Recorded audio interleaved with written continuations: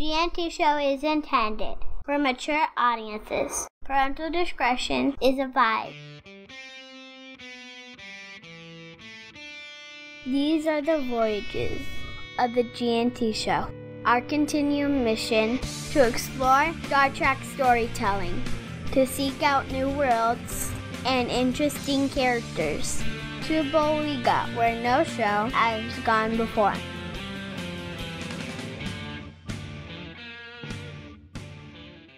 Live long and prosper, bitches. Good morning, everyone. Welcome to the G&T Show, episode 295. I'm Terry Lynn. This week, Gettysburg 7 is out at Salt Lake Comic Con, and standing in is Kojiro Vance. Good morning, everybody. How's everyone doing today? And thank you for letting me be on the show today. As always. And, of course, our wonderful Klingon in residence, Soridium. Kabla! I'm going to play Kerplunk today. Kerplunk? Oh, I'm sorry. And then our wonderful friend, Midnight. Hello, everybody. That was very Elmer Fudd-ish sounding, didn't it? Good morning, everybody. I'll blame Night for that. Be very quiet. We're hunting wabbits. So let's start off with our coffee clutch. And just because it's been a long time since we've seen you in the show, Steve, what did you do this week? Mainly trying to catch up.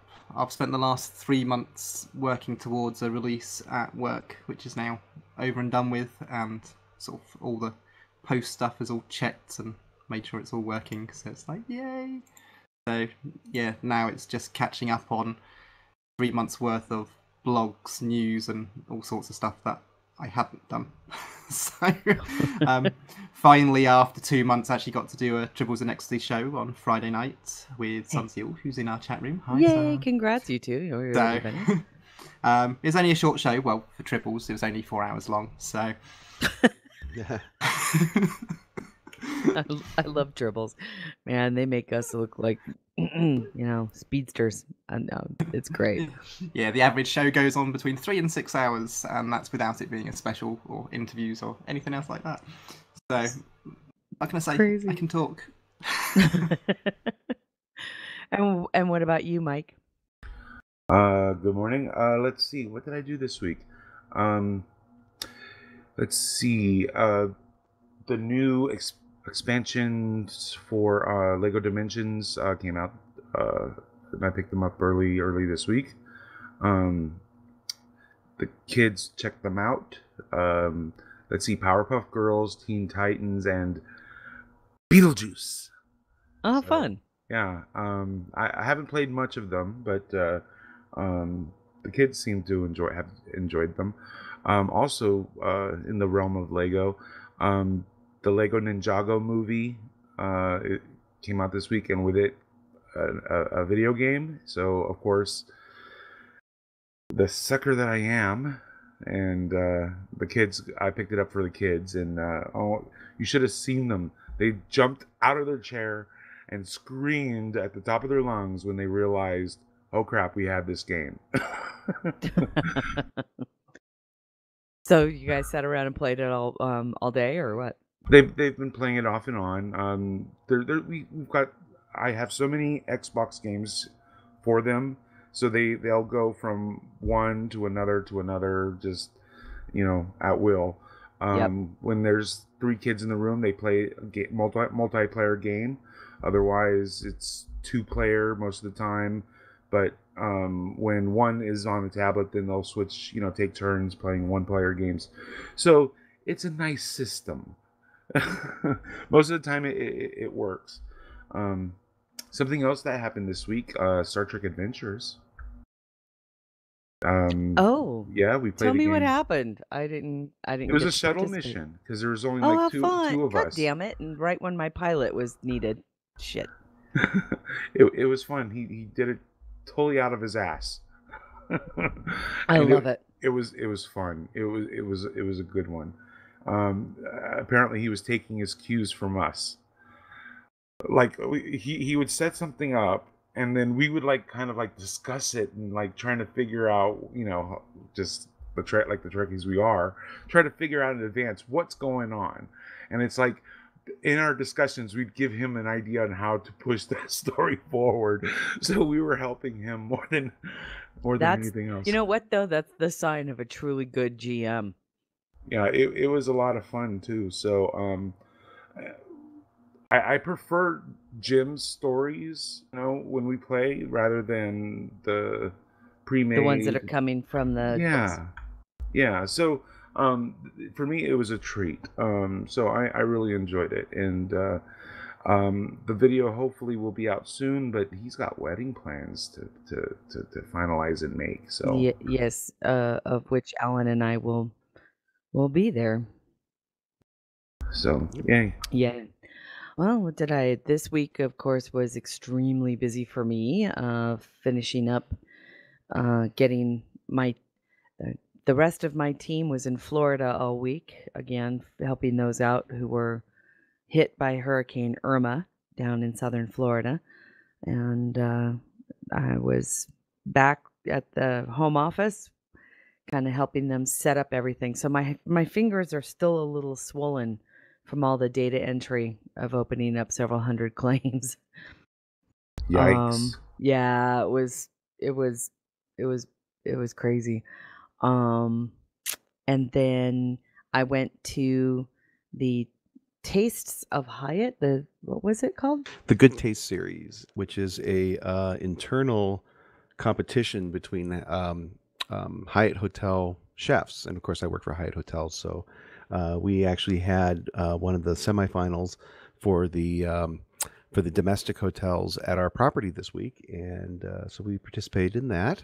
So which is fun. It's like what, Master Chef or something? It's like an episode of Chopped, because basically what they do is, and we had 11 teams at our hotel, and they spent like half the week preparing in the kitchen various various things, getting set up, getting used to the kitchen area and everything like that. But they were given 4 ingredients to use to make their dishes. So like an episode of Chopped almost, and then do their best shot, and they get judged, and then two of them get to go on to the international competition. The one thing that I thought was very interesting was that it unlike Chopped, which is you get these ingredients, these were extraordinarily experienced chefs who had already developed their menu plans, and then the night before they were supposed to cook, were added the 4 surprise ingredients, and they had to integrate those ingredients into the already existing menu plan. So it really can throw things off, and it was actually quite amazing. I'm still in shock as to how well they were all able to integrate kombucha, that drink, into, or what were the 4 ingredients? It was kombucha. There was of course green chili, because it was smoked salt, and then it was the puff pastry. And puff pastry. It was wild. And one guy made this stew, this hominy, almost like a pozole. Yeah. And he used the puff pastry as a thickener. Oh my God. Yeah, everybody else went for the obvious of using the pastry as a pastry and whatever, but this guy used it as an ingredient in his soup, and I thought the soup was fantastic. Oh my God, it was so good. So that was what we got to do on Thursday night, I think. Was that Thursday? No, it was Wednesday night. Yeah. That's why I missed Star Trek Adventures. Do you recall who won? You know what? Yes and no. Okay. I mean, these people came from all over our chain, so I don't know everybody in our chain, of course, and so I wish I could remember the exact names, but we do have it on our website and everything. So if people are interested, I believe one of the winners was from... one was from Atlanta, I believe, and one was from West Hollywood. That was it. The Andaz West Hollywood, yeah. Cool. So, it was outstanding. Outstanding. There you go, people. So that was fun. In those areas, go check them out. And now they get to compete in the global events, so they get to go up against the chefs from Hyatt from other countries. That's awesome. It's really cool. So that's kind of. And what about you, my dear? Well, let's see. I finished a major project at work that has been consuming all my time. being doing my budgets for 2018. Ooh, exciting! But after that, I've been coming down on. Terry bought me a video game at Christmas time, and because she knows I'm a fan of Legend of Zelda, it just happens to be a game I've always been fond of in all its incarnations. She bought me Breath of the Wind, but I hadn't fired it up until a couple weeks ago. So I've been kind of immersing into that game. How It's are been you kind of fun. enjoying it? It's fun. It's interesting. First off, as far as the quality of the graphics and the maps and everything, just amazing. It's as good as anything you see on like in an online game, like almost like like a Star Trek Online or Lord of the Rings. The maps are just beautiful, and the gameplay is a little different than it's been in the past. Before it was a very linear storyline, pretty much, and now it's pretty much an open world. So you can. I find myself often going to places where I am just so overmatched that it's He ridiculously gets butt scary. kicked. Yeah, I get my butt kicked, but it's been fun. Baz asked, Breath of the Wind or Wind Waker? No, this is Breath of the Wind. Is it Breath of the Wind or Breath of the Wild? No, Breath I'm of not. the Wild. Oh, geez, I got it wrong. I'm sorry about that. Mashup.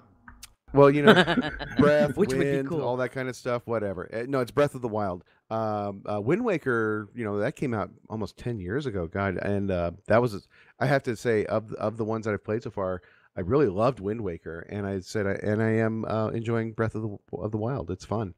Right on. I do like the Zelda franchise, but I very rarely ever have owned a Nintendo system, so I never get to play them. Right. Well, But, now you should when you're at the house in November. I mean, I don't know why I wouldn't. I should. Yes, you should. We have tons of games. So Yeah. there you have it. Well, what's also fun about it too is it's we have a Wii U system, and the interface is actually almost like a tablet. Instead of a controller, the controller is built into this tablet with a screen and everything too. So that makes it kind of fun and different to as far as the gameplay is concerned. In fact, if Terry wants to watch TV and I want to continue the game, I can actually transfer it from the screen to this tablet screen, and I can continue playing while she watches TV. It's so the Switch, I assume, is like an evolution of that then.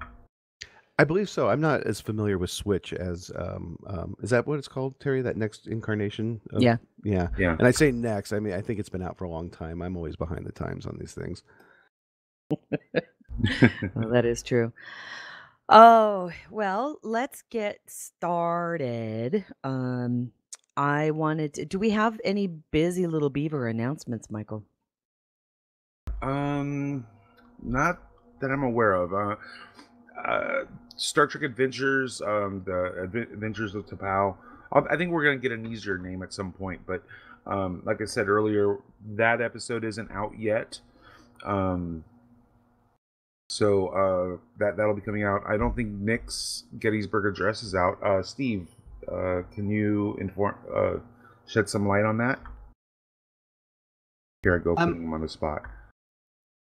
Still got to get some audio from Nick recorded before the next episode comes out. Okay. So I've got to speak to him, but he's not here this Yeah, weekend. he's out of town. Yeah. Okay. Hopefully that'll be in the next week or so. Right on. Okay. I've actually made some progress on 24 Hours of G&T. Excellent. I reached out to all the guests. I haven't heard back from a lot of them, but I've reached out to a lot of people. I've gotten a few confirmations, so I'm excited about those. Kipley and James Kerwin, Larry Nemechek, The usual gang. Dayton. Nice. So those are just some of the people who have agreed to join us. I promised them fun conversation and games, so we're going to be put on the spot. And I've also promised them I would not be organizing the game, so that is going to be left to Nick. Sweet. One of the things I did want to make sure that we talked about up front was a reminder for everybody. Tonight's the night, as if they didn't already know, that Star Trek Discovery premieres on CBS Network. I believe it's supposed to start at 8:30 I'm so Eastern. excited. I know, can't wait. And also a reminder that beginning next week with episode 2, the show moves from CBS Network to CBS All Access. Episode 2 is going to be available tonight, immediately after. So if you do not, only available on CBS All Access, and then there is After Trek, which is their after show. That's also going to be tonight after the shows air on CBS All Access. CBS All Access only. And if you do not subscribe to CBS All Access and want to, we are asking you very, very fervently, please use our CBS affiliate link on our website at gntshow.com. We are a CBS All Access affiliate. It does help support the show. We want to be very upfront with that, because if you do subscribe and apparently renew your subscription through our website, we get credit from CBS for that. And we want to thank CBS for making us an affiliate. We also want to thank you for using our link. It does help support our show directly. And if you want to know how CBS All Access works, it is a streaming service which you can access through your desktop, through CBS Mobile, through Chromecast, Apple TV, Android TV, Amazon Fire, Xbox, and your PS4. You can access the app or the content through any of those venues, and the subscription for the ad based is $5.99 a month, and I believe it's $9.99 a month ad free. And we also understand is a new annual subscription rate is coming out. Yes. Where you can pay for a year ahead of time and get a nice break on the price. Nice. And so it'll be a 15% off annual rate when that goes. So take a look, make sure that you find the rate that you want, and please use the CBS affiliate link on our website. You were going to say something, Steve? Yeah, for anyone who's not in the United States or Canada, it'll be released on Netflix as of 7 a.m. Universal Time. So UK, that'll be 8 a.m. because we're still in British summertime. In other words, tomorrow? Tomorrow, yeah. Sorry. And I did get Matt Mira, who's actually hosting the After Trek show. He's actually confirmed that After Trek will be available internationally. Oh, so, nice. Although it's not appearing on Netflix at the moment, it's probably because there's no trailer for the show, so they've got nothing to add. So hopefully we should get that probably around the same time as well. So I'm just, good luck. Waiting to check on that, but because it'll be available from 8 a.m. So I've got permission from work to go in late. So I'll be watching it as soon as it's available. One of the things that did come out from the wonderful affiliate webcast that Mike and I attended last week was the fact that Canada, I guess, will be getting CBS All Access starting next year. Fairly soon. And then we had posted an article not long ago that CBS purchased, I think it's called Network 10 or the 10 Network or something. But they purchased a network out of in Australia. Yeah, so CBS All Access will be hitting Australia probably sooner than later. Which is great news for our international friends. Yep. So speaking now that we're on the topic of Discovery, what happened this week that we were all really jealous of, Mike? Oh, the red carpet premiere. Oh my God. That was awesome. I mean, just the red carpet premiere streamed on Facebook. So we were able to see, some of the interviews and some of the guests. And I tuned in kind of late, so I missed it. But the Trimbles were like the first ones to walk down the carpet. Wasn't that awesome? John and That was Bijo totally Trimble, awesome. the two people really responsible for the mail-in campaign that kept Star Trek alive after its first season, were there. And it was CBS's tip of the hat to say thank you to the fans for keeping Star Trek alive for as long as it has. And we've met the Trimbles. They're amazing, wonderful people. Bijo is just precious. I love the fact she still has pink hair. I just love her. And the fact that they did what they needed to do, and that was really, really kind of, quite frankly, and literally roll out the red carpet for them. It was perfect. Yeah.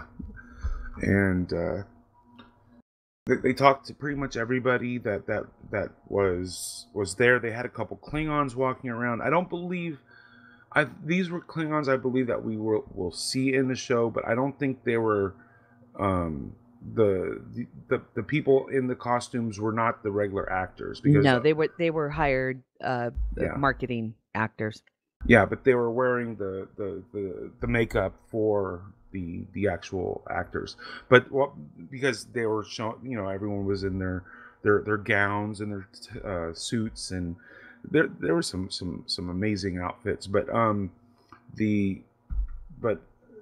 of the conversation or the interviews that were going on were amazing. We got a sneak peek into everybody, and it was just awesome. I loved it.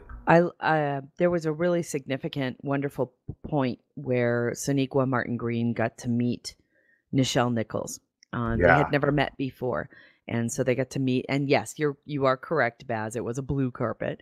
They got to meet on the blue carpet, and we understand that Nichelle kind of took Sonequa aside and said, "It's yours now. Have fun."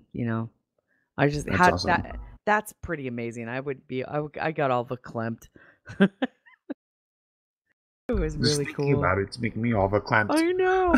Well, the buzz on the street, as you can imagine, everybody who attended, even our friends from Trek Geeks and from Mission Log and all the other podcasts that got to attend and that were invited, we're super duper jealous. There's no doubt about it.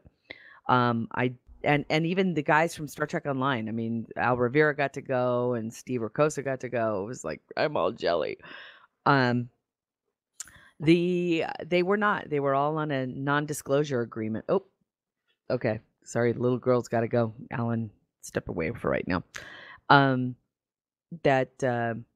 They were all on an NDA. They were asked not to talk about the first 2 episodes, which is what they got to see.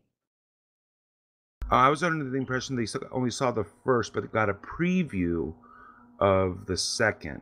Basically, scenes with some of the main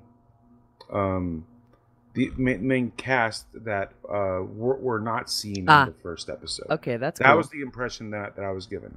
Okay. Either way, we don't really know a whole lot about, which is great because everybody who went really is listening and is paying attention. All we got were reaction tweets and posts and things like that. I have yet to see anybody post anything that wasn't spectacular. I haven't really been looking, but I haven't seen anything either that would indicate that this is not going to be a phenomenon. I'm very, very much looking forward to it. I'm so excited.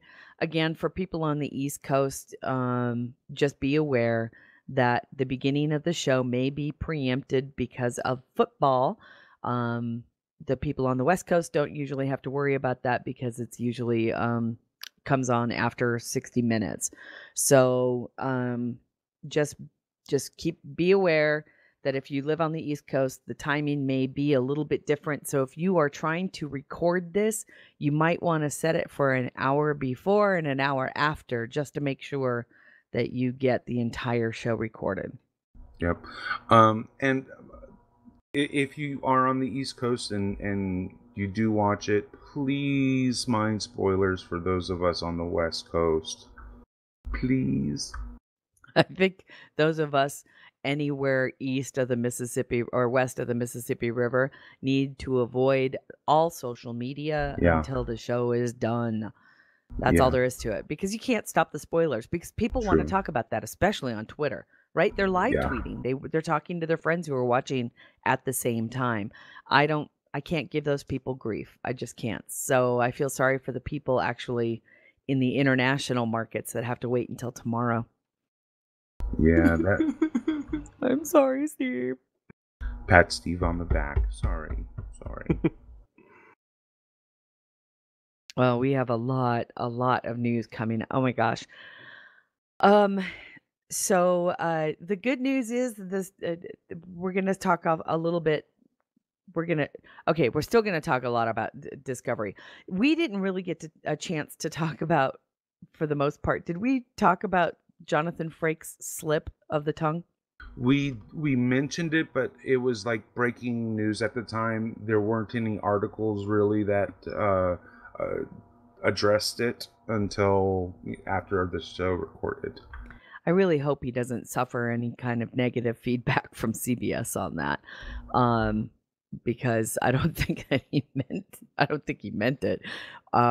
Be that as it may, it sounded like it's out that Star Trek Discovery is going to be doing a Mirror Universe episode, which I think for the most part, from some of the fandom, I can really understand their kind of hesitancy about that news. There's a lot of us that feel that the Mirror Universe should be used sparingly. Yeah, I'm just curious now that we know that it's there. I'm just curious now to see how they're planning on using it, because TOS is the first time that we had the crossover, supposedly.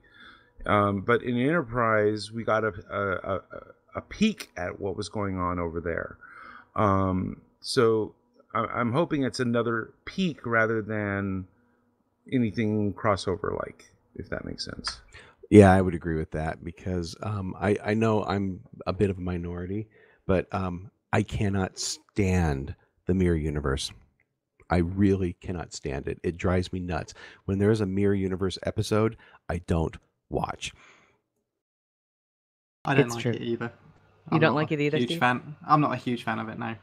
It's so contrived to me, and you've brought me into the Star Trek universe, and I let my imagination fly, and I'll accept the world that they've given us, and the improbabilities and everything, and I accept all of it because they've created this universe. And then they create this mirror universe where it's like they're playing in a sandbox. Okay, so we're gonna have the characters be something they're not, and I'm like, well, okay, but it is so contrived. This universe they've created where suddenly everyone is evil and awful and terrible people, and to make me think that this parallel universe has the same cast of characters at this point. I mean, when did the two universes diverge? It just screams of improbability to me, and I can't stand it. I don't watch it. Personally, I prefer what Stargate did with other realities, where they dealt with a lot of them. It wasn't just a singular mirror universe. Yeah, it would be nice if that was more explored in Star Trek.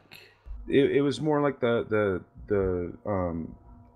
quantum parallel universe theory, where each universe had minor differences that, although the people were the same, they were different. Like Samantha Carter, she never joined the military, but she was still a super smart astrophysicist.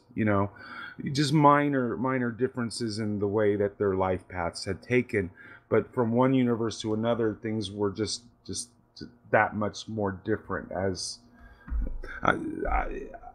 that's a fun way to handle multiple universes. But yeah, Star Trek goes to a bit of the extreme when it comes to their multiple universes. Yeah, it just, to me, when the two timelines diverge, or when the two universes went in different directions, At that point, everything in the future changes. And so in one universe versus the other. And so again, you've already stretched my imagination to one thing. You're really stretching it to tell me that the same 5 or 10 characters are all in the same part of that universe that they were in the other universe after, Let alone were born. or even existed. I would find it so much more plausible if, say, you take you here, what's a good example? You take Kirk and you throw him into another universe. That universe is not going to look anything like it, and his ship he may be captain, but he may have an entirely different crew. I would have found that much more plausible than to say that he had the same cast of characters around him in that universe. And at that point, it's like I just don't accept the construct. At that point, I'm just like, I don't care. I get it, and I can understand that. However, I can give it, or I can take it, or I could leave it. Part of me, I know it is just a construct, and part of me is like, I also know that it's an exercise for the actors that are, they get to play their character doing something completely different, which is why I'm surprised that if we're going to get a Mirror Universe episode, that it's coming in the first season. I would see it more as a season 2, maybe even a season 3 or 4 thing, where after we have an established comfort level with our characters, that the Mirror Universe becomes much more fun because we get to see that exercise after those characters have been established, as opposed to we don't really even know them yet, and you want us to do a Mirror Universe review on them. How about if I get to know them first? Again, I think it's too soon. It's too soon. I agree, but I have a feeling that once this Pandora's box is open, that once they open up the door to the Mirror Universe in Discovery, especially in the fact that they're doing it in the first season, that tells me, or that signals for me, that we're going to see it in season 2. We're going to see it in season 3. We're going to see it, that's from kind of my here fear. on forward. Just like with DS9, once they open the door to the Mirror Universe, every season after that there was a Mirror Universe episode. So, like with Brandon Braga and his crutch for time travel, it might just be that Mirror Universe is going to be Discovery's crutch. Perhaps. We will see. We have, of course, the first episode hasn't even aired yet, so we will all this all is see. speculation. We're pulling it out of our asses. That's what we do. Yeah. Other things that are coming out regarding Star Trek Discovery. Well, a lot of behind the scenes footage. Oh my God, so much stuff.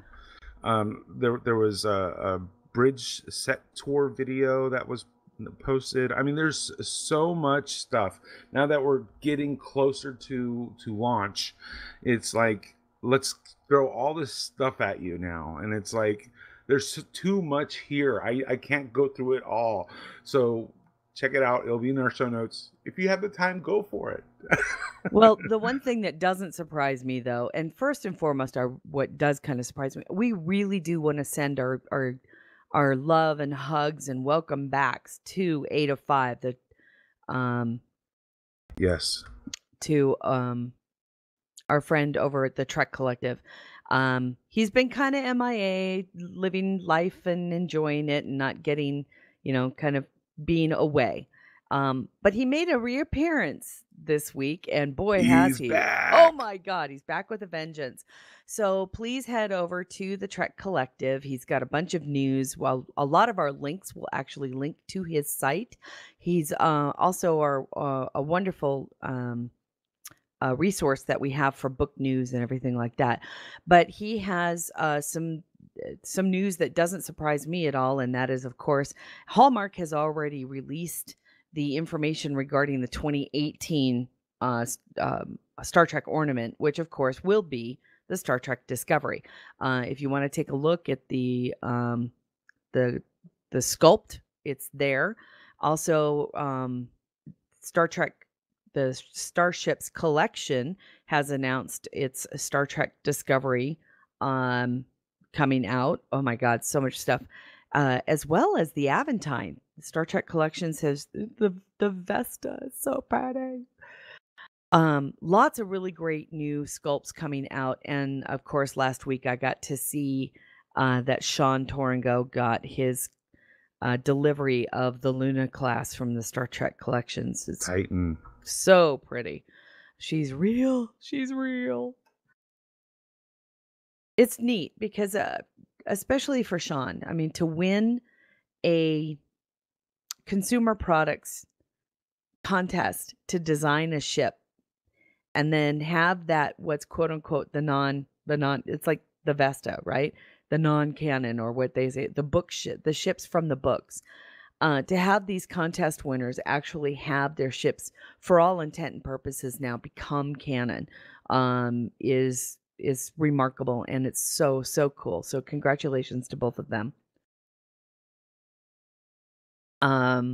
Discovery badges, t-shirts. Again, it's funny. You know how we talked a little bit about the print on the t-shirt last week, Mike? Yes. Did you see I have to say there's one I actually might want, even though I know it's a funky print.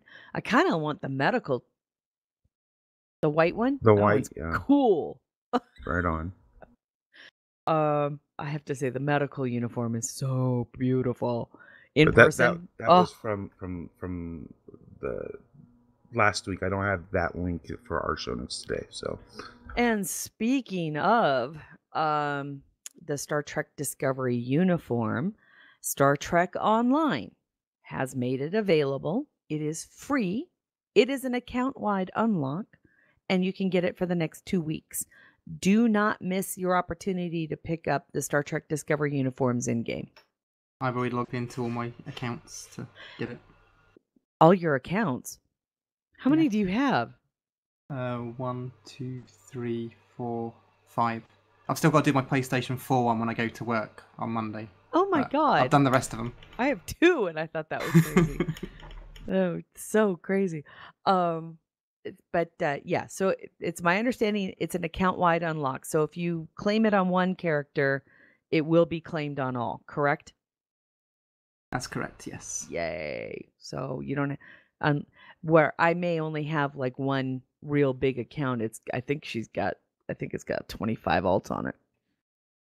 Just be aware though, because it's not a uniform pack thing, that it doesn't come in all the default colours that you'd expect. So if you've, like me, had an engineer kitted out in sort of gold, then the uniform will be in the golds that you had selected previously. So you may have to do a bit of colour picking to get the colours you want. Yeah, the first time I tried it on Beth, it was red, gold, black. it was very. She looked like a Vancouver Canuck in the old uniforms. Really? Do you remember? You remember those old Vancouver Canuck, the ugliest uniforms on the planet? They were black and orange, and the big V on it. Oh yes, very 70s. Yeah, that's what Beth looked like when she first tried on the Discovery uniform with the wrong color palette. Sorry, that was a hockey thing. If you guys don't know what I'm talking about, watch hockey. Star Trek Timelines Discovery's coming there. In fact, they gave away Lieutenant green quality, so 2-star Lieutenant Saru, and I believe they added one of the Discovery captains to the start of the game. So and I believe next week they're starting with one of their mega events. So for the next 4 weeks, we're going to be getting characters from Discovery, Discovery themed adventures, events. So should be interesting. But yeah, Discovery, it's hitting everywhere. Oh my God, look at this. I mean, even God, where I just lost it. Mike, by the way, he sends out this list of all the links every week, so we have an idea of what to talk about, and it's so long this week. I'm like, holy crap! Look at all this stuff. 90% of it is Discovery. It is. I really do have to give CBS credit on this one because they are doing for Discovery what they failed to do for Enterprise. Yeah. But they've also done it in a way where we still don't know anything about Right? what's happening, which I just love, because usually you see so much in trailers these days, but this time, apart from the trailers we've actually seen and what little they really do show, hell, we haven't even seen the Discovery since the very, very early render of the Discovery on the very first trailer they've done. It's the Shinzao that we've seen. Right. So they've been very tight-lipped with it, and sort of even when it came to the premiere, sort of NDAs to make sure people don't spoil it for people. And I know there's a lot of people who go, "Oh, it must be shit," because like they're telling people not to talk about it. It's just like, no, they want people to enjoy the show for the show, not on rumors. And while we have a general idea of what it is about, it is kind of that back of the book blurb outline that we have. We don't really have specifics. We don't really have any clue as to how things are going to shake out. So I'm very excited. I'm thrilled with getting to know new characters, and at the end of it all, I really believe that's what we're going to start seeing is some real character driven stories, which is what we're missing. And have been missing since 2005, so for 12 years.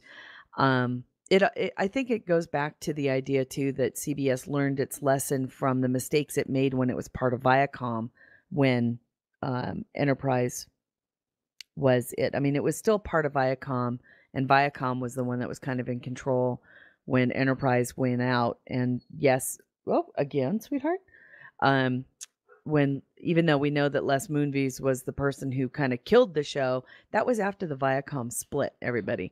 So the the drum roll, or should we say that the kind of the pre-show, so to speak, with all of the product and all of the books and all of the tie-ins and the advertising, I have to give them a lot of credit. They're just doing this one right, and it's kind of a regret. I wish they had done the same thing with Enterprise, knowing how much I love Enterprise. But you know what? They're starting off on the right foot this time.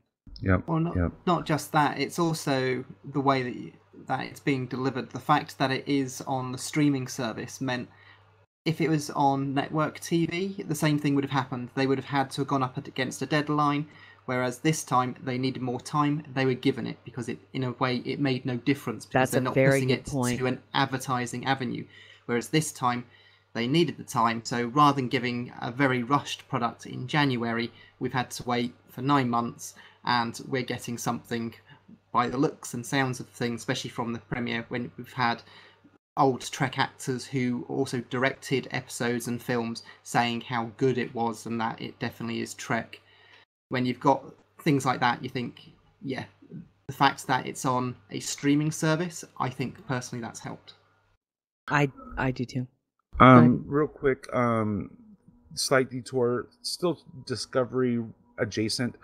Star Trek Discovery's star Wilson Cruz, he's to receive a Point Courage Award for service to the LGBTQ community. So I just wanted to congratulate him for that. And it's my understanding that he plays the Doctor. Am I correct?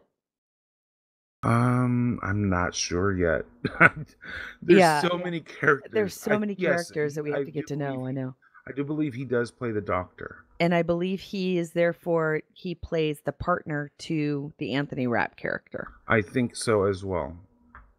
That's very exciting. I'm so happy for that. So again, looking forward to tonight. We're very, very excited. I can't believe it's here, you guys. After how many years now have we been waiting for this? 12. No, since they announced Discovery. Well, it's been two and a half years. I think it's been 2 years. Perhaps, yeah. We had heard rumors, right? Rumor this, rumor that. And then it kind of all came into play. was fun to watch. It was exciting to see the evolution of it, and I'm very, very excited to watch it tonight. We have a ton of links, everybody. These will be up in our show notes once Mike gets an opportunity to kind of sit down. They may not be out until Tuesday, but we have a ton of links. So give them a view. So one of the things that we wanted to talk about, and we're going to hold off talking about the Orville just yet, because a couple other things I wanted to speak about first. Again, a big welcome back to our friends over at the Trek Collective. Some new Star Trek Next Gen stuff is coming out. The Geeky Tikis are freaking adorable. They're so cute. And the new 2018 Star Trek Ships of the Line calendar. This is an extremely popular calendar that a lot of people buy every year. And the 2018 is now available at thinkgeek.com. You can head over to thinkgeek.com and buy your stuff. Insignia badges are there. But as far as book news was concerned, David Mack's tie-in novel with the Discovery is still available for technically pre-order, although I believe it's supposed to be released on Tuesday. It's released on the 26th.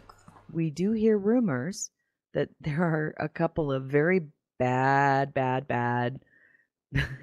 naughty booksellers that you can actually find it on the shelf. Oh, wow.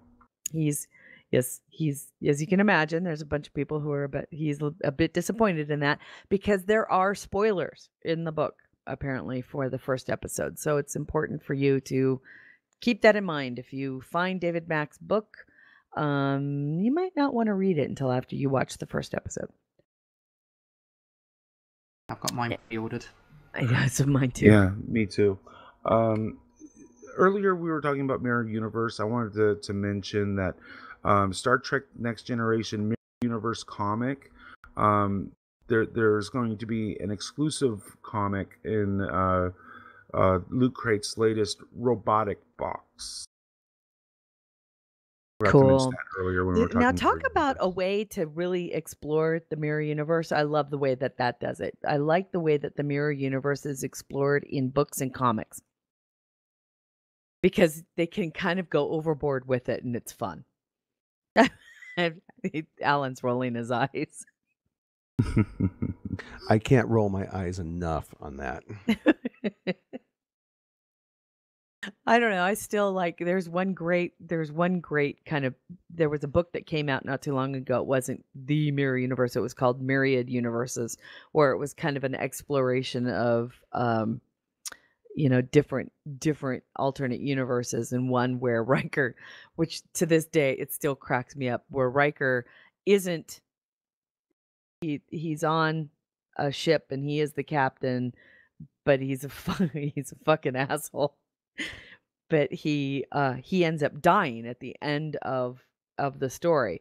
And what's even funnier is he ends up dying because he doesn't pilot the ship well enough, which is so fucking perfect. Did he not have his joystick? He did not have his joystick, and he blew up in the atmosphere of a planet. It was fucking hilarious. Yeah, see, I would accept that I would accept Mirror Universe episodes if they were like that, where if we had one person, we go over and we explore that one person's mirror persona and what they are in that universe, and if nobody else from any other character recognizable is there, I would accept that, because to me, then we see a true diversion of how these are a totally different universe, and it would be interesting to see now a different part of that character from that aspect. It's just that having the whole cast of characters come across and they're all in the same place at the same time in this timeline, I call bullshit. Fair enough. And I just can't watch it. We don't know exactly when the Mirror Universe began. I suspect it has something to do with World War II. But great, more Nazi Star Trek. Great. I you know what? Honestly, I think it was Enterprise, their World War II, the end of the temporal Cold War. I think that might have been I the know when it diversion. happened, and it goes back to one of your theories. It diverged Oh, at Edith Keeler. oh yeah, Edith How about Keeler. that, huh? I love it. I love it. She is a temporal agent after all. This is Edith Keeler Oh is God. the worst temporal agent ever. Yep. They all can't be good. They can't all be good. Somebody Now- had to now fuck you don't up mean- somewhere. You don't mean bad as an evil. You mean bad as an incompetent. Yes. Correct. She had one job, and she fucking got hit by a car before she could pull it off. There's a temporal agent working for Section 31, trying to pull off one of their plans. There you go. Oh my God, the temporal that's it. Section 31. He was driving the fucking car. Oh. Ooh. Now this is starting to sound like one of those books that Dayton wrote, where he goes back in history and jumps around and ties all these episodes together. Oh, I it's too love great. those books. Yeah, those I books, do too. those books are awesome. They're so much fun. So let's get to it. Mike, I know. Okay, first and foremost, although I know exactly what happened, I know what happened, who said what. I did not see episode 3 of the Orville. I don't worry about it. Like I said, I know exactly what happened. Throw eggs at her. And why is that? Because everybody's fucking talking about it. However, Alan did see it, and I know, Mike, you've seen it 5 times now? Yes. And You were that bored? No, it's that good. I loved it. This episode had so much good stuff. I laughed my ass off at the dance off. Oh yeah. Oh. One thing about Orville is not only is it an homage to Star Trek, but they include Easter eggs to other sci-fi franchises. And episode 3, that was Guardians of the Galaxy Easter egg. And the way that the Orville jumps to they engages their quantum drive, their quote unquote warp drive. That's straight out of Back to the Future. The way that the DeLorean, took off. It was 3 like sonic booms, and that's exactly what the Orville does. And so I love those Easter eggs.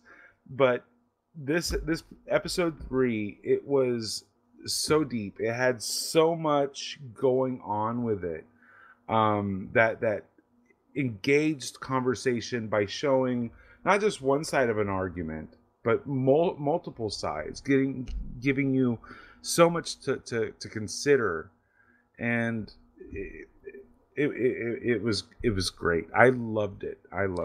Well, my observation was that if you took out some of the bathroom humor, Yes, and took that script and put in the characters we know, that would have been a classic Star Trek episode, because it had all the elements that you like in a good Star Trek episode. It had conflict. It had concepts of things that are timely right now, and putting it into this metaphoric sci-fi world, so we can look at it a little more objectively. But it covered so many different aspects of it. It wasn't just a one issue script. I mean, it covered, the ones gender identity. It covered the rights of a child over the desires of a parent. It talked about the state taking over and dictating what is right for people. I mean, there was just so many things going on there. That was a deep episode. Yes. I mean, some of the other things that I picked up on, some of the issues that arise from conformity, when everyone is the same, systemic programming of gays, forcing people into something that they're not, and like you said, the nanny state, the parental rights, things of that nature. Sure. There was just so much going on. That's why I watched it 5 times, and every time I watched it, I pick up even more. And then Jim, our GM, he even identified additional ones that I had missed. So this works so much on so many levels. And Banna Braga liked my post.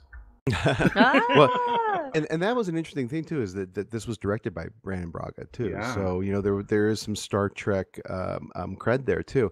The Orville, I'm a little torn on, and here's why.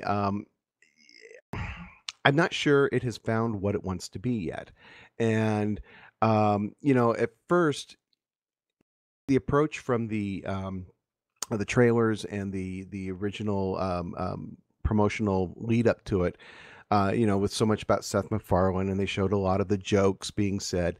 You got this feeling that this was going to be either a parody of Star Trek, Mm-hmm. or just a broad humored kind of thing, like you would get with like how Get Smart is on secret agent stories and things like that. That kind of a thing where there would be some almost slapsticky humor, smart alecky humor, that kind of thing. And then we find that we have actually stories that could be Star Trek episodes. And then you start to think, well, is this an homage to Star Trek, but just with thrown in bathroom humor? And I have to say, sometimes the jokes don't work. It just, how credible are we feeling with this world where these people are this smart alecky and trying to do what they do? On the other hand, isn't that what we would really be like? I mean, sometimes Star Trek is a little whitewashed as far as, and I mean that in the terms of goody two shoes. Everybody does what they're supposed to do, and nobody smarts off, and nobody, makes jokes. I would agree with that, except there's a fine line as to if you want to be in the non-believable humor, just humor for humor's sake, it's doing a good job of that. I mean, a perfect example was in episode 2. It was the whole pizza party thing, right? I thought that was fine. Right? He was like, when they're down on the planet being captured, and they're trying to talk to, and they says, "Oh no, we're having a pizza party down here." And the two guys at the helm turn around to board us, and they say, "Pizza party, can we go?" I mean, I busted a gut. I thought that was hilarious. But that, of course, is something that would be completely ridiculous, even in a snarky atmosphere. Right. That would never happen. Exactly. So it depends. It needs to find, and I agree, it needs to find out what it wants to be.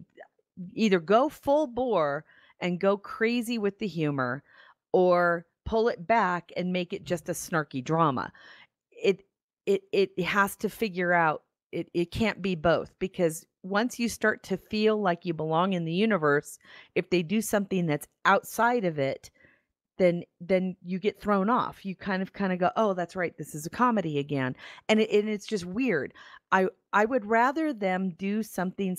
I would like to do what Alan is talking about. I would like them to have a snarky behavior, funny for funny's sake, within a drama, a la MASH, than something Family Guy, which is pizza party. Pizza, while it was funny, it pulled me out of that universe, which was, oh, that's right, we're talking, does it want to be... If pizza party was code, does it want... Well, if it was pre-established code, it would have, I think, worked better. Yeah, well, again, but it that's wasn't, right. because people on the bridge didn't know what was going on. I didn't get the impression that they knew what was going on by their reaction. It was cute. It was cute for cuteness sake. It was funny for funny's sake, as opposed to, somebody going, just, somebody getting it's being snarky, like the helmsman doing something like, getting the joke. It would have been him being the captain's friend, understanding that pizza party meant get me the fuck out of here. It would have been funnier kind of going, and you didn't invite me, and then having them turn to the captain going, cutting off his throat kind of thing, like they're in trouble. That would have been an interesting take on it. Be that as it may, how MASH is MASH, right? MASH is a excellent comedy drama. Why? Because they're snarky characters, but they never break that fourth wall of comedy. They also never break their competency either, Right. for the sake of humor. But I was going to say too, one thing that happened in episode 3 of Orville that I thought was very good and used the comedy and used it as part of the story was when the two helmsmen go to visit Bortus in his quarters and watch a love movie, that. and they end up watching Rudolph the Red-Nosed Reindeer. Yes. And Bortus has his epiphany about about what to do with his child out of that.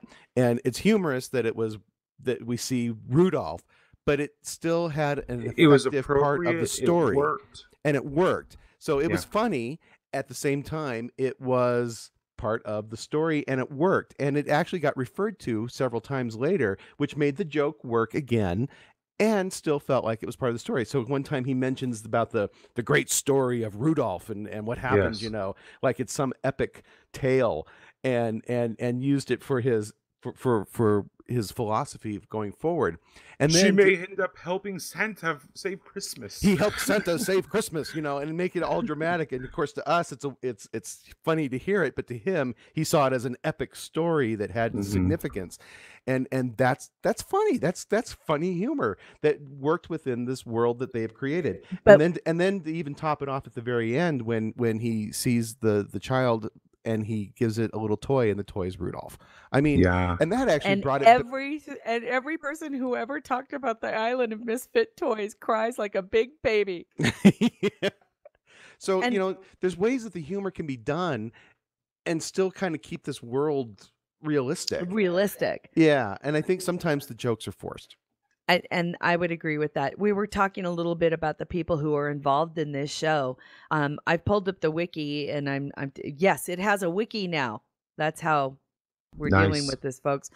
The first episode was directed by none other than Jon Favreau. The second episode was directed by Robert Duncan McNeil. Wow. And the third episode was directed by Brandon Braga. The next one was directed by James Conway. The fifth episode was directed by Jonathan Frakes. And the names, they just keep going on and on and on. Everybody who loves or is involved, or I should say not everybody, but a lot of people who were involved in Star Trek in its various versions, from Voyager to TNG to Enterprise. James Conway directed Enterprise, as a couple of episodes of Enterprise. They're all involved in this because they believe in it and because they get to play in that world again, which I think is really kind of spectacular. So it shows. It shows. I wanted to mention this week we actually had 2 episodes. Well, last Sunday, and then which was repeated on That's correct. Tuesday, and then on Thursday when it moved to a new night, we got a new episode. So, but I wanted to mention episode 2 briefly. That was a nice homage to a Star Trek the Animated Series episode. I'm not sure if anyone else had caught on that, but it was an homage to Eye of the Beholder, which is the zoo episode. The zoo Yeah, episode. I also thought of it as kind of the cage. Yeah. A tip of the hat to the cage too, which is holding humans or any people in a zoo. But we only saw human being held in the cage, whereas with Eye of the Beholder, we saw multiple species, and we saw that reflected in episode 2 of Orville. So that's why for me it was more TAS rather than. I can understand that, sure. Than TOS, yeah. But also, I enjoyed that episode. Although seeing them bicker, I mean, it's still happening, and yeah, for me, that's kind of it's starting to get kind kind of old. Yeah. Well, the whole Yeah. ex-wife, ex-husband Yeah. thing, that was a trope that they latched onto from the very beginning. And it's they're gonna going be to a have to running find a way to joke. work through it. They really are. Yeah. Because I'm kind of neither here nor there about it. Yeah, I agree. I think the joke's run its course. Now it's time to move on with that, though. Yeah, again, the humor part of it is just, to me, when it's part of the story and when it's part of what's going on, and making it a wink to us, but maybe not to the people in the story. Like I said with the Rudolph thing, that's when the comedy is working. It was mentioned in the chat room that, hey, look, Star Trek has had comedy episodes, and there's no doubt. I mean, you look at Tribbles and the Ferengi, and there's all kinds of different aspects of that. But if you look at the humor in that, it's not cheap jokes. It's they've developed a story, they've got it in the world, and so the humor is coming from character and story and plot, not from, hey, it's time to throw in a little bathroom humor here. Right. Well, there's a how do I want to make sure there's a dimensional difference between uh with the humor that comes from a character from within the confines of that character, and say the broader humor as exhibited by and here's the difference. Okay, everybody loves Galaxy Quest, right? Yes. Okay, Galaxy Quest is hilarious because those jokes all come from the snarkiness of the characters themselves. In universe. They are absolutely consistent with the characters. Whereas, what's the Mel Brooks one? The Star Wars Spaceballs. Spaceballs is broader in the fact that they could break the fourth wall, or there was something so totally ridiculous that it was funny, but the whole movie was that way. In other words, you had some guy talking, you had the Yoda type character talking about the marketing of something like that breaks the fourth wall of the story entirely. Whereas within Galaxy Quest, the jokes come and you're still self-contained. The problem with Orville is the fact that it does both. It has character-driven comedy, and yet at the same time, sometimes just for the odd bit, it has a bit, right? And that's what needs to be fixed. It's choose one or choose the other. You can't be both ways. You can't have an internal-driven comedy that has bits, or you can have bit-driven comedy that has character-driven. You've got to make it one way or the other. And Orville keeps missing the boat sometimes, and it keeps kind of like, okay, that joke fell flat. Why did it fall flat? Well, because you know what? Within the confines of that universe, that character wouldn't have done that. Now, that's how I see it. There was something that happened in the beginning of the third episode that I wanted to get your opinion on. The doctor and I forget its name, but the blob thing. Right. Oh, geez, the and penis I think I know joke. where you're going with this one. Yeah, go ahead. Well, I'm just curious what you guys thought of that particular thing where the blob is hitting on and trying to pick up on the doctor. Okay, so here's an example though, that I think where it does work. We've established that this character is a kind of dopey, lecherous kind of thing, and so I've written characters like him. so the fact that he is lewd with the doctor kind of establishes that particular character as maybe that's the way he's going to be going forward, scammy and whatever. I actually think the voice is Norm Macdonald, I think, is what I've seen. So, but I think the incident you're referring to is that he kind of shapeshifts a little bit, and obviously shapeshifts a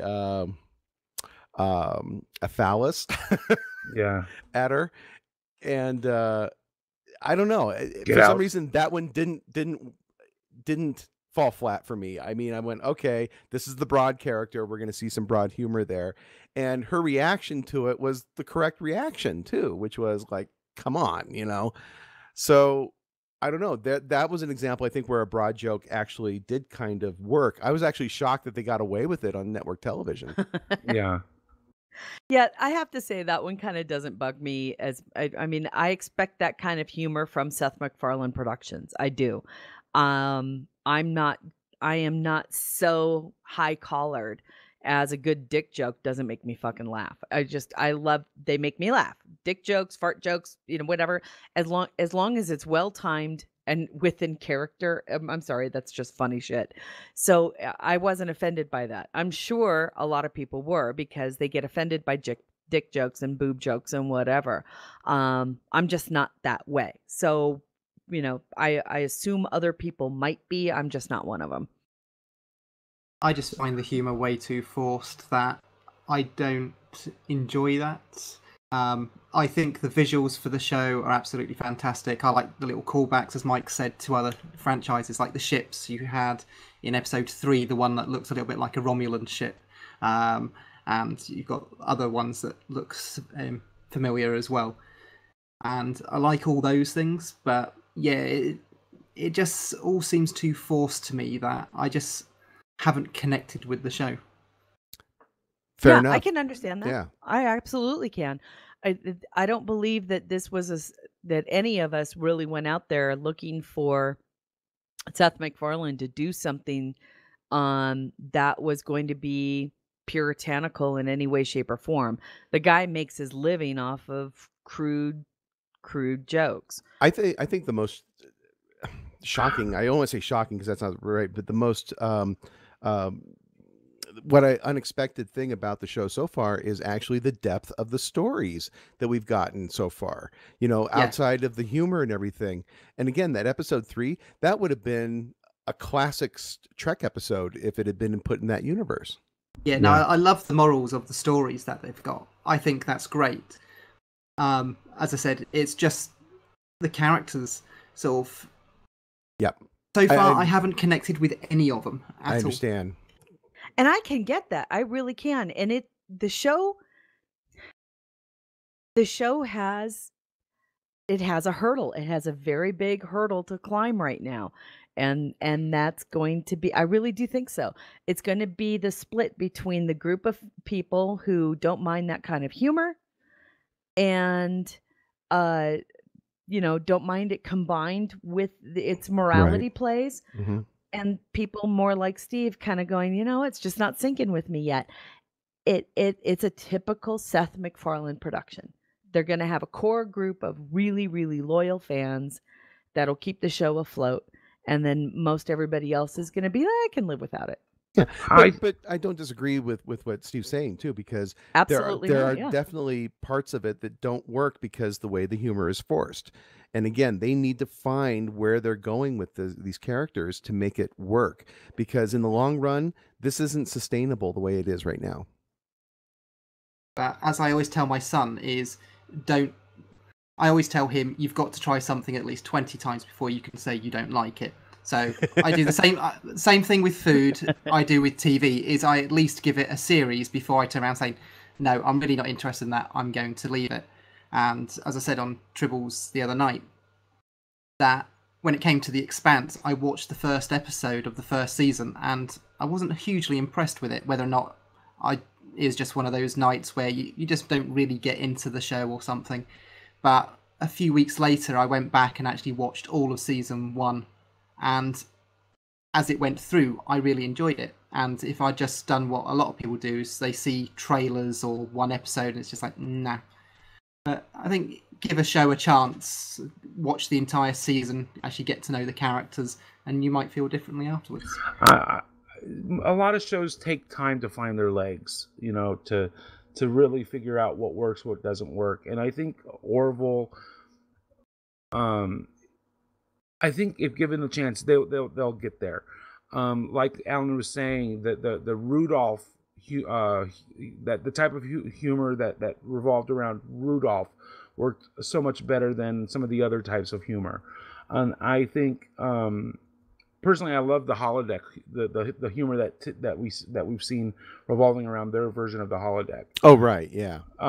So I think I think over time, if given the opportunity, they're going to figure it out, and they will. We'll probably be seeing.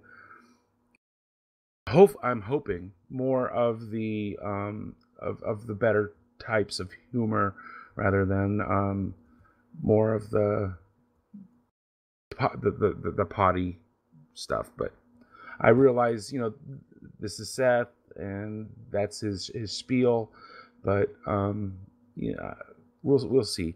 But Well, and you're right too, because again, it's the forced jokes that don't work. yeah, But when they let the humor kind of come out of the story, that's when it's a little different. And I'll harken back to, I think, the first episode where they're trying to stall while the bad guy is on the screen. And they go through that whole routine about, hey, can you stand a little bit to the side? I can't quite get you. You don't seem That was And- funny Yeah. as hell, though. and that I'm was sorry. funny Yeah. because it was because the reason for the humor was he was truly stalling, trying to do something, and he came up with the best thing he could, which was just to dick around with the guy on the screen. So there was humor coming out of story and plot again, instead of just like, oh, I'm going to throw a joke in here to make the base people laugh. The other one too that made me laugh is the fact that the aliens that in the second episode, the aliens that needed to lure their prey into the zoo, used a very believable version of Seth MacFarlane's parents, which was Jeffrey Tambor. I'm sorry, that one That just was busted. hilarious. I'm sorry, that busted me up because Okay. And that's another good example, because when they first brought him out and there was these parents, I'm like, oh, geez, really? That they're there? And then to find out that it was just it was false. They were avatars. Okay, so now I could go back and say, okay, I can accept that weird humor because it was, again, part of the plot, as opposed to just throwing a joke out there to be funny. precisely, and therein lies another Seth MacFarlane anchor joke, which is anything to do with poop, which is of course the diverticulitis joke, which pardon me again, that I busted a gut. I thought that was funny stuff. It And worked in that instance. it yes. did work in that instance because now you understand how annoying his parents are. Because he, as a character, again, believed that they were there. It was like, what the hell are you doing out here? I was like, oh, this. And then it was like going into the whole and it was like, okay. Anybody who's had parents that have called you and in the middle of the night just talking about weird shit, totally related to that embarrassing moment of, oh dear God, they're talking in front of my boss or they're talking in front of my Right. employees. Everybody, there's a sinking Not in moment front there of where my you kind of go, oh, friends. it's like exactly, they're totally embarrassing. Well, That made yes. me bust. That just I was laughing. So again, they're going to have to find their comedic voice and make it work within the universe without Yeah. stretching it too much. That's what they've got to still discover. Agreed. And I think given time, because we do see the potential there. You can see that they hit and miss on it. So it's just hopefully given time they get it more focused and start hitting it more often than they miss it, I guess is what I'm trying to say. Yeah, there is definitely a curve here that I'm hoping that or a hurdle here that I'm hoping that they shake it out. Something needs to be shaken out Yeah. yet, and we think it's the humor and its placement within the confines of the universe. There's only so many times that you can break a fourth wall before it just becomes the joke about breaking, again. A perfect example for me is why I like certain Mel Brooks movies and why other ones fall flatter for me. Blazing Saddles, Young Frankenstein, they are totally within the four walls with the exception of maybe one or two very tightly, very well placed, breaking the fourth wall jokes. And it usually is just a character looking at the camera going like, do you believe this? Right? The perfect example is in the Harvey Korman joke oh my God. where he's ruminating about what he's going to do with the village, the town that he's going to do, and why should I do this? Why should I do that? And then he looks at the camera and goes, why am I asking you? Exactly. That's a well-timed breaking the fourth wall joke. Outside of that, all of the jokes are contained within the story and within the characters. I don't like Robin Hood Men with Tights. Yeah, I would agree. It And falls flat there. And the reason why is because it's half of the movie takes place breaks that fourth wall. It opens up that fourth wall, and it's like, what am I laughing at? Am I laughing at the character, or am I laughing at you laughing at me? It's very disconcerting. Yeah, they do it so many times in there that the joke does become old. It just becomes old. Whereas, like in Blazing Saddles, they do it the one time, and then they do it, and then when it's time to really break the fourth wall, they go all in when they break it at the end and break into the studio. Then the movie is all in on the fourth wall at that point. But at least now they've committed to it and done it. Right. On our Facebook chat, Carl O'Connor says Deadpool works the fourth wall so good. Because it's that way from the beginning to the end. Yeah. It's true. Consistent all the way through. Exactly. And that's what either the do it or don't, right? Exactly. And that's what the Orville needs to learn. It's either jump all in and make it a complete open season, farcical, crazy open fourth wall joke from the beginning to the end, or keep it all contained with the very, very infrequently well-timed breaking the fourth wall joke. That's what makes it funny. Breaking the fourth wall should never ever happen too many times. Once, 1% should be how often you should break that fourth wall, or 99%. It's either all or nothing. If it's 50%, then all you've got is a confused and tired audience. Hell, Deadpool even does it through all the credits and that as well. Yeah. So even the intro credits, it's just true. Yeah, actually, the end credit scene even is my favorite line in Deadpool though is when he's breaking the fourth wall, telling the story, and then he does it again, and he goes, "Wow, I just broke the fourth wall while breaking the fourth wall. That's like breaking 16 walls." Yeah. Go ahead. Okay, so we know that Seth is a Star Trek fan, and I think, oh God, isn't that showing? I think the we are seeing what he would have done with Trek if given the opportunity, but because of he can't create Trek himself, he's doing what he can in order to create Trek, but at the same time make it different enough to where it's not Trek, And he didn't even need to crowdsource a studio. Let's not go down that route again. Yeah, I wasn't going to go in that direction, but yeah, at I the agree. end of the day, no, I had always been people kind of, how do I say this? Okay. I've always had faith in Seth MacFarlane's ability to create Star Trek in the means of the next gen. I always have. Because I've heard him speak. I've heard him speak with love about the show.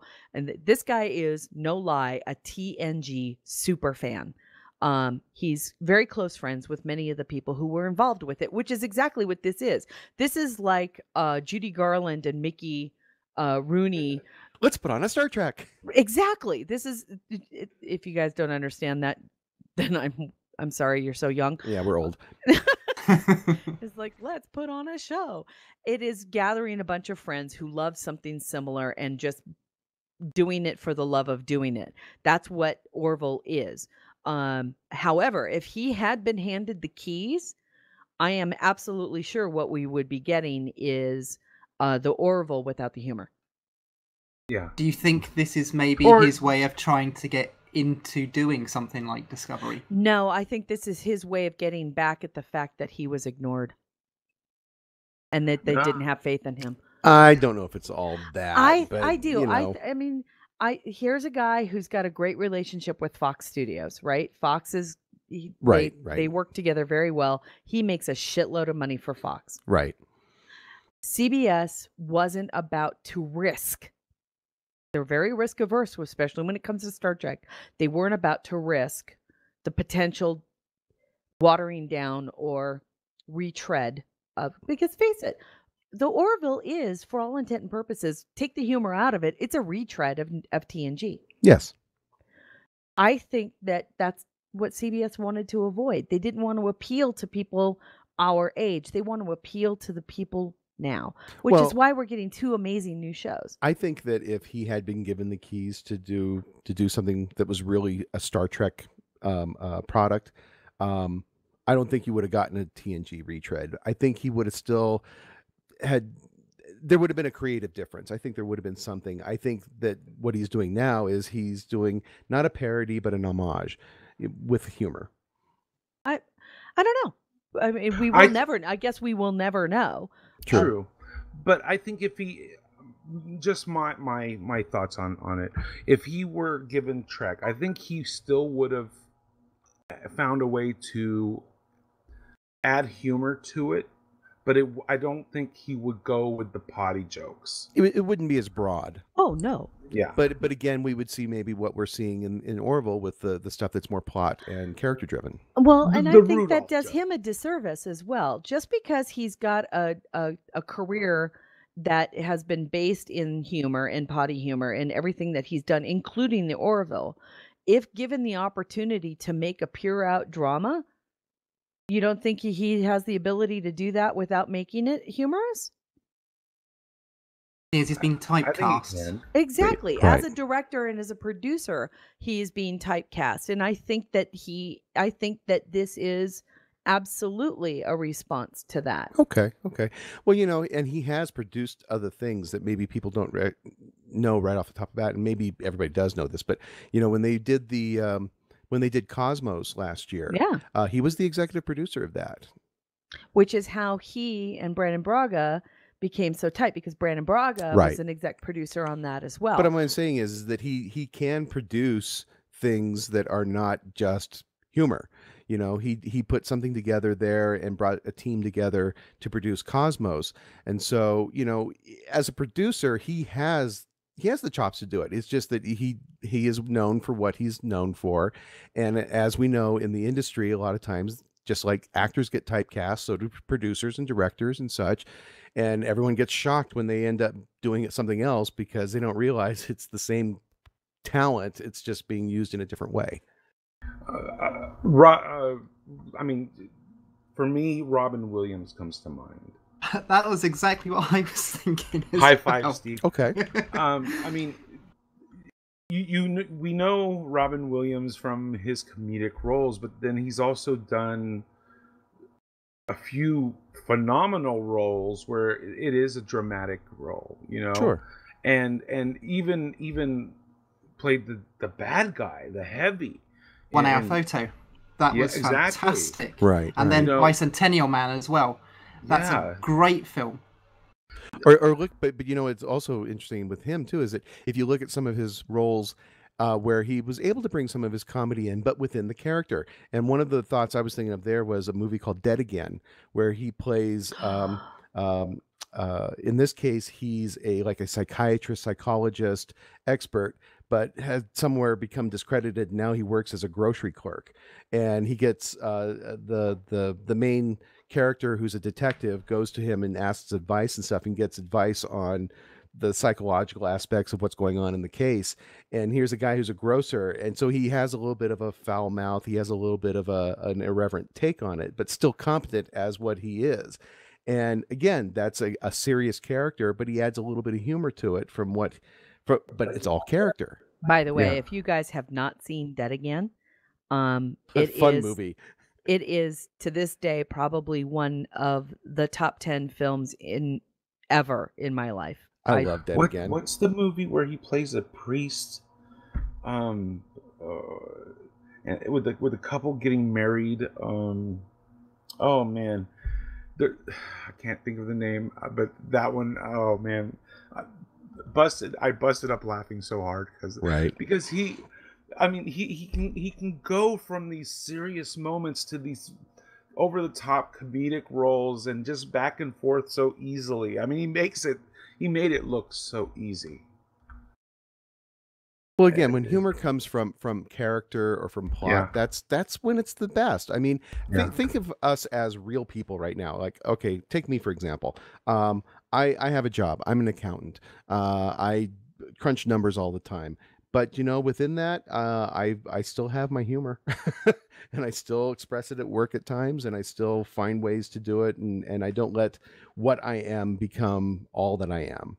And that's the way it is with everybody. And so that's the way it should be with the characters in the Orville. They are competent, they are good at what they do, and they have senses of humor. And so sometimes it comes out in a snarky remark, and sometimes it comes out in a weird situation or how they react to it. And that's what the humor should be coming from, not just a forced joke. Couldn't agree more. Yep. So, what a great. Either way, I'm looking forward to more Orville. It now airs on Thursday nights as opposed to Sunday nights. It moved to Thursday night this week, and we'll start seeing it more and more as it goes up against the other Thursday night heavies. So now, instead of going up against Sunday night football, it's going up against Thursday night football. Plus all of the NBC Thursday night anchor shows. Oh, that's true too. Notice how I thought about football and you thought about the other stuff. It's true. It's true. Thursday night's a big night in television, and if you can survive on Thursday night, then you probably got several years under your belt. Yeah, Thursday night's always been the block of television. It goes back to the 80s when, we had the NBC comedy block that had the Cosby Show before Cosby became a creeper. You made Steve laugh on that one. Oh no, it's just the fact that you said before he became. I'm thinking, well, no, isn't it while he was? But well, before we perceived him as that. He was Mr. Family back then, Oh, geez. We digress. Yes.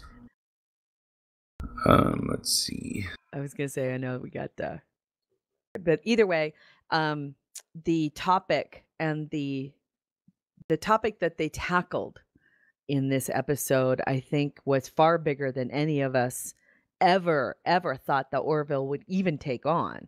And I would agree there. Yes. And there's a lot of people who are, I don't want to say directly comparing it as far as the storyline is concerned, but are comparing it as to the gravitas, as to Measure of a Man, right? This was a topic that is new. I don't want to say new. What's the current is the word I'm looking for. It's a current topic that is out and about amongst all of us and that pay attention in social media as well as in politics and in society right now. Which one are we referring to? Because when it comes to gender identity issues, okay, as well as again, you guys were talking about the intricacies. One of the things that as you were talking about it and talking about the whole idea of parental versus children's rights, with regard to, how do you treat your children if it's a topic that isn't going to go away anytime soon. What parents want to do to their children or for their children is all a matter of a point of view, correct? Yeah. Mm-hmm. Whether it comes down to gender identity, circumcision, vaccinations, I mean, deafness. These are all topics that are all very current, and whether or not the parent with the best intention does something to surgically alter their child in order for them to better fit in their society, is a topic that is absolutely fodder for Star Trek. And I have to say, I have to give the writers for Orville a shitload of credit for taking it on, because I really didn't expect the Orville to get that heavy. Yeah. And then when you were discussing, the trial, mentioned the trial earlier, At one point during the trial, it stated that the state, comes on, always falls on the side of the parent that wants the conformity, that wants it, Correct.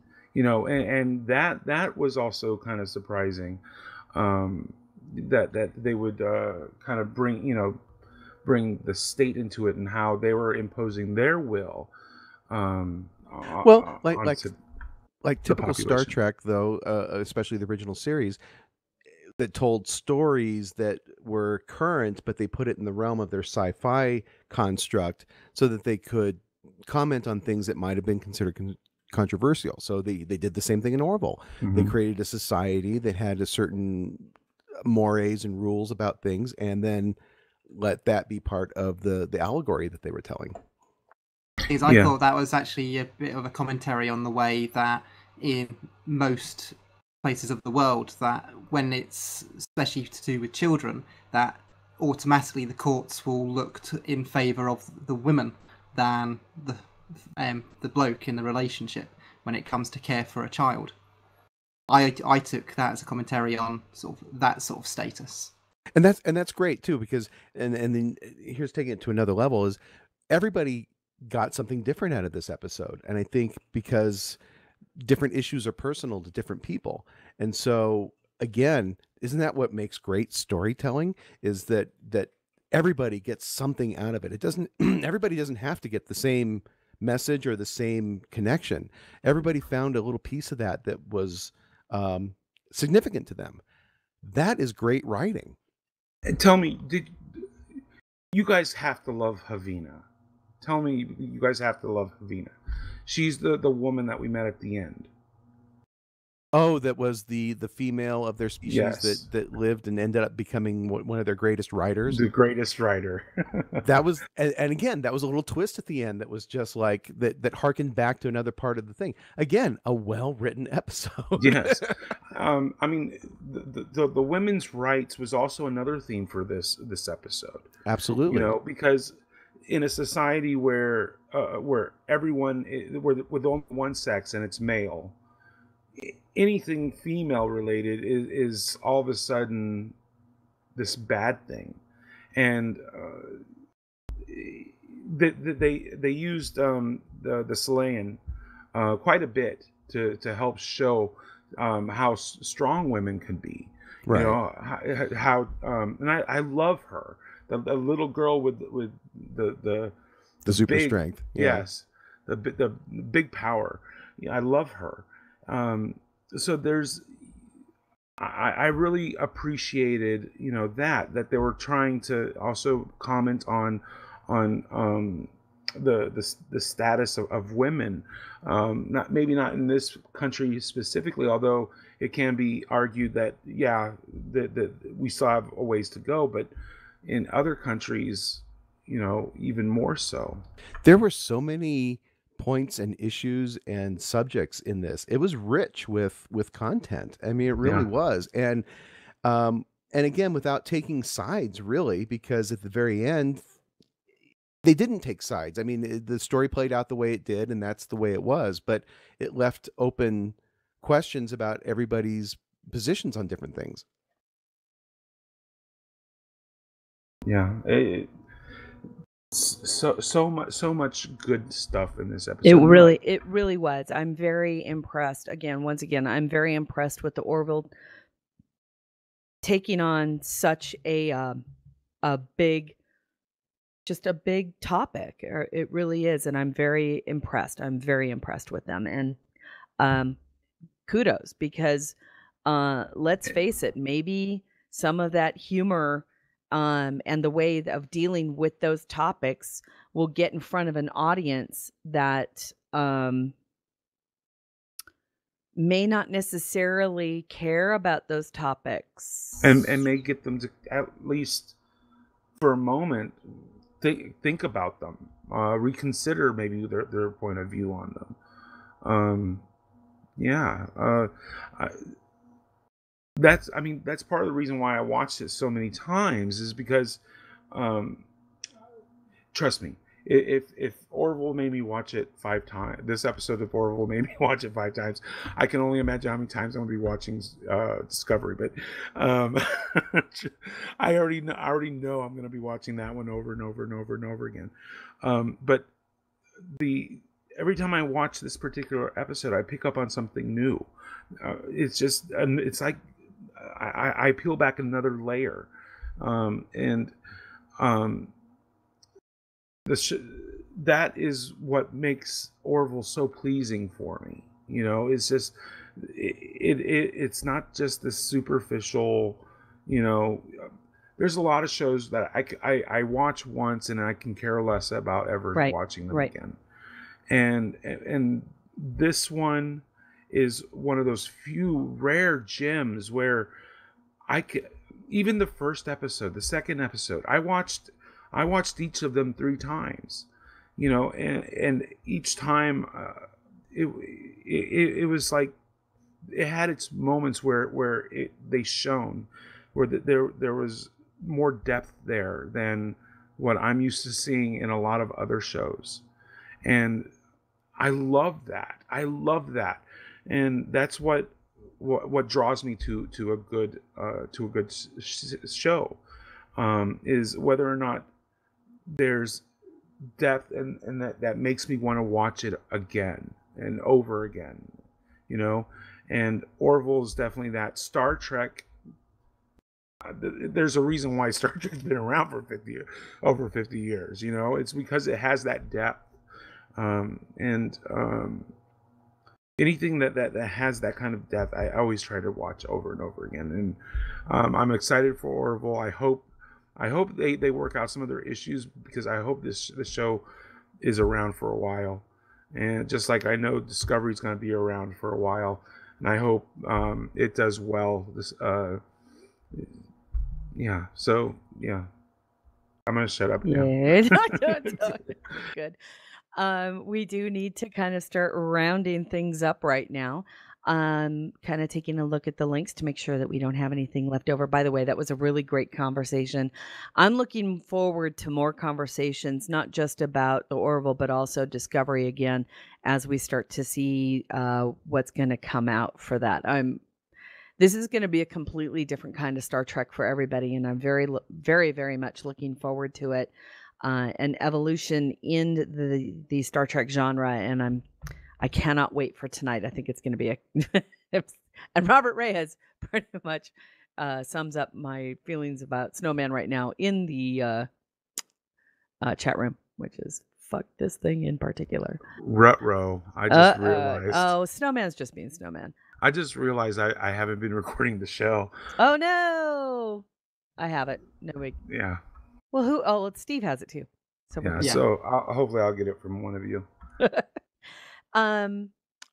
Things that I want to just do.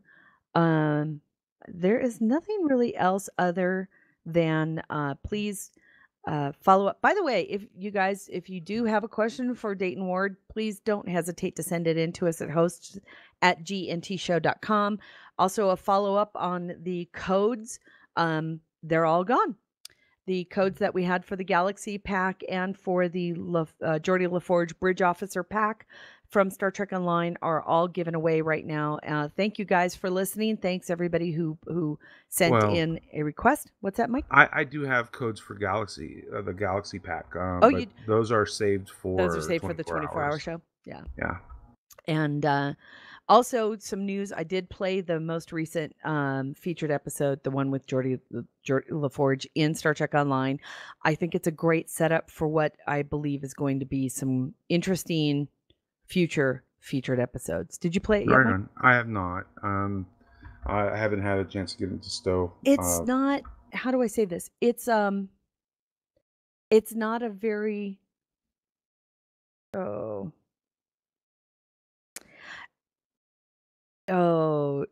It's not very long, which is good. Sometimes featured episodes can be a really, really long play. Mm-hmm. This one is actually relatively short. It's pretty straightforward. It seems like an episode, and then it's only at the end of the featured episode that you realize that you're going to start seeing some tie-ins with the Zen Kathy and with some other things so you're starting to see kind of the foundation being laid for future stories, which Right I on. thought was really kind of cool. And it made you kind of feel like, oh, okay. I liked it because his character was and always was like a part of the universe, and it was like, oh, cool. I get to be on a mission with, Captain LaForge, and it wasn't like, it was just really fun. I liked it because it was lighter is what I wanted to say. It was almost like a lighter. It was still heavy. I mean, you still out there um, dealing with. Oh, by the way, the spoiler, but the Nexus is involved. I got that from the title. Yeah, the Nexus is involved, but it's really not. It's really nothing. It's like it's not. So I was really worried that, oh crap, now we're all gonna get stuck in the Nexus. Blah blah blah. Nothing like that. You don't. It's just the periphery of it. Which is cool. I've had I've been working surprisingly a lot lately, which is great, but at the same time I'm kind of worried about a few other things. But it's because I've been so busy, I just don't have time to really play. But I'm hoping to hopefully this week I'll get some more time to jump into Stowe, and because I still have to check out the Martok story. I haven't done that yet. Brushfire. Yeah, it's fun. Yeah, so I'm hoping to get a little bit of time, but hopefully the only way I can do that is if customers don't call me, and yeah. But when they do, that's a good thing. Exactly, right? But it's like leaves very little time for a lot of other things. So trust me, I understand. Do we have any other announcements, Mike? I wanted to mention Alexa, Amazon's Alexa. There's a new Alexa skill. It's a free download. If you happen to have an Alexa, you can download a skill that adds on to its abilities, I guess. And this one's based on Star Trek, so you can ask it Star Trek related questions or Star Trek things, and it will respond to it in kind. And I believe it even will speak to you in Klingon if you ask it nicely. Okay, that's fun. That's fun. So that's really fun. Yeah. Other than that, we check will out Discovery. Keep watching Orville. Check out the rest of the BLB's stuff as it gets posted. Yeah. Thanks for listening. We appreciate you. Likewise. I want to thank Steve, and I also want to thank Alan for joining us this week. It was a blast. Thank you. Yep. No worries. And next week will be episode 296, and it'll be the 1st of October. Do you believe that? October. Yeah, I'm wow. This year is going by so quick. Oh my God, it's blazing. It's absolutely blazing by. And that's kind of what the weekend after that I will be attending a very important wedding. Right on. But make sure you send hugs and my regards. Of course. But next week I'll be here, and we'll be catching up with Nick after his wonderful experience at Salt Lake Comic Con, which looked like it was fantastic. He streamed quite a few times. He did. It was great. But it was all, I think, on his page, so personal page, right? Yeah. And then we'll be also talking about our reactions to the first episode, or maybe first 2 episodes of Star Trek Discovery. Please join us next week. Look forward to having you in the chat room. And please like our Facebook page, share, and you can follow me on Twitter at Terry Lynn S. That's TERILYNNS. Mike, where can they follow you? Ceridium STO, both on Facebook and Twitter. That's SORIEDEM STO. But if given a choice between me and the show, like the show, and follow us at Sunday GNT. That's SUNDAYAND. Or GNGANDT. That's it, right? Sunday GNT. And Steve, where can they follow you? They can follow me all over the place at Midnight Shadow 7. That's night spelt Nite and the number 7. And I know you don't use Twitter a whole lot there, Kojiro, but Yeah, I'm on the interwebs. I'm there. If people want to follow me, they'll find me. there you go. I don't really have a lot to say. Okay, until next week in episode 296, thank you for joining us. And until next week, live long and prosper. Kapla. So long, everybody. Goodbye. Music for the GNT show is provided by 5 Year Mission, Enterprise Blues Band, Warp 11, Andrew Allen, and Grethor. The GNT show is a BLB production. Move ahead, walk back to 10. Put a mini skirt on my yo man. Represent the human race. And we make space a happy place. To boldly go where no man's gone before. I think I sang that line once before, but I'm not too sure. We'll be so happy, can't you see? A zero-G community. Gonna travel to new worlds. Beam on down and meet some green girls. Gonna see what we can see. A fancy free galaxy. To boldly go where no man's gone before. I think I sang that line once before, but I'm not too sure. We'll be so happy, can't you see? A zero-G community.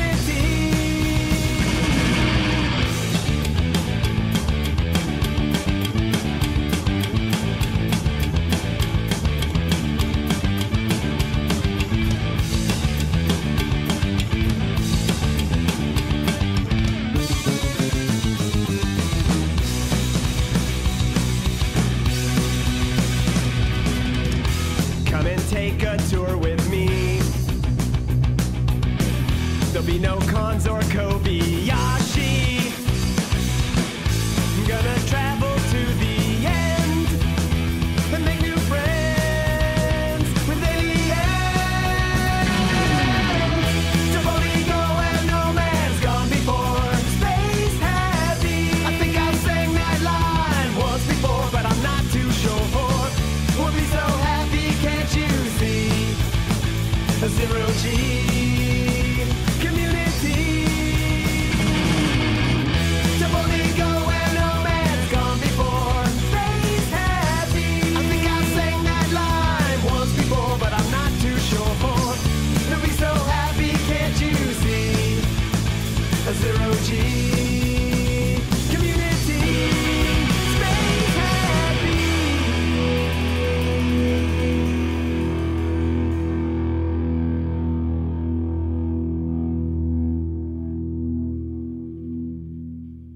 Just for Michael Hinman, this is episode 295 on September 24th, 2017.